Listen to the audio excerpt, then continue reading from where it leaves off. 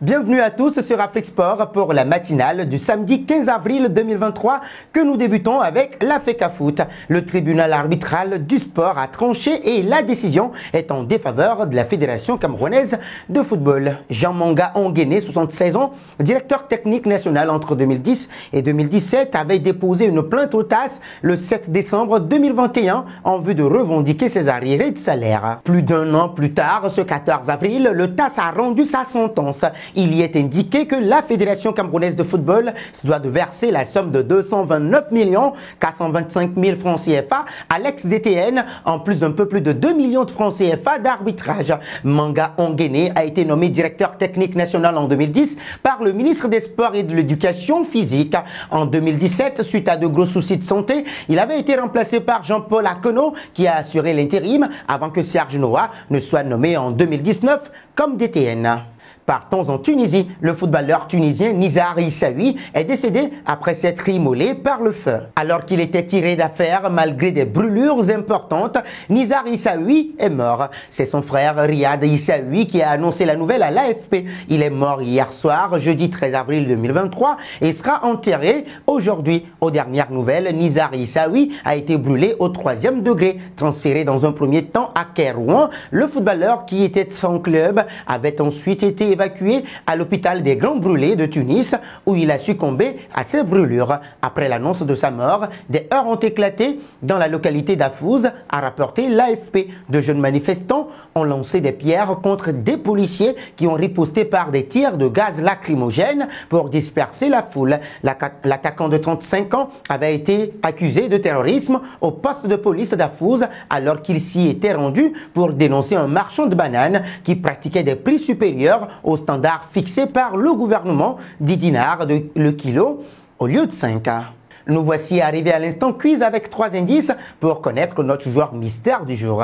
Premier indice, je suis un attaquant de 31 ans de la Ligue 1. Deuxième indice, j'ai quitté l'Angleterre en 2022. Troisième indice enfin, numéro 10, capitaine. Qui suis-je? Vos réponses sont attendues en commentaire. Nos félicitations à tous ceux qui ont répondu. Naïef Agarde lors de la dernière matinale. C'était le jour à trouver puisqu'il est un défenseur de 27 ans de Rennes. Il est passé en Angleterre. Il a été formé à l'Académie Mohamed VI.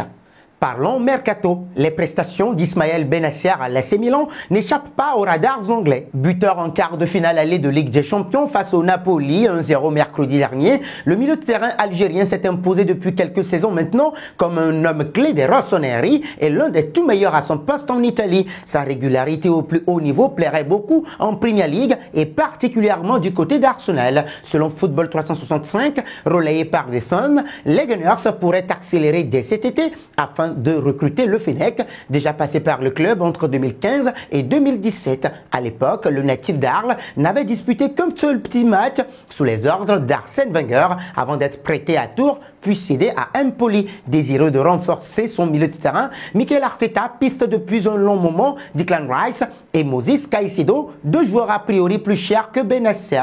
Sous contrat jusqu'en 2027 avec le Milan AC, le gaucher de 25 ans est estimé à 40 millions d'euros, une somme qu'Arsenal pourrait compenser en proposant un échange avec ses homologues italiens. Le club londonien offrirait en effet Folarin Balogun qui cartonne en prêt au stade de Reims et dont la valeur se rapprocherait de celle du Milanais.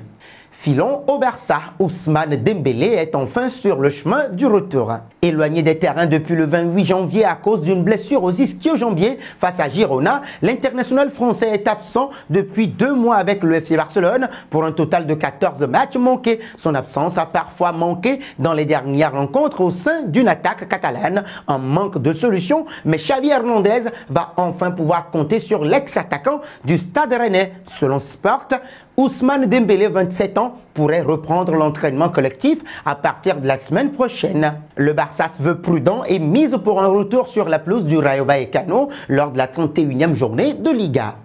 Du Barça, nous passons au Real Madrid. Carlo Ancelotti serait-il sur le banc du Real Madrid la saison prochaine? Dragué par la sélection brésilienne pour prendre la suite de Tite, le manager italien avait confirmé avoir été flatté. Les récentes victoires contre le FC Barcelone en demi-finale de Coupe du Roi et contre Chelsea en quart de finale allée de la Ligue des Champions semblent avoir changé la donne.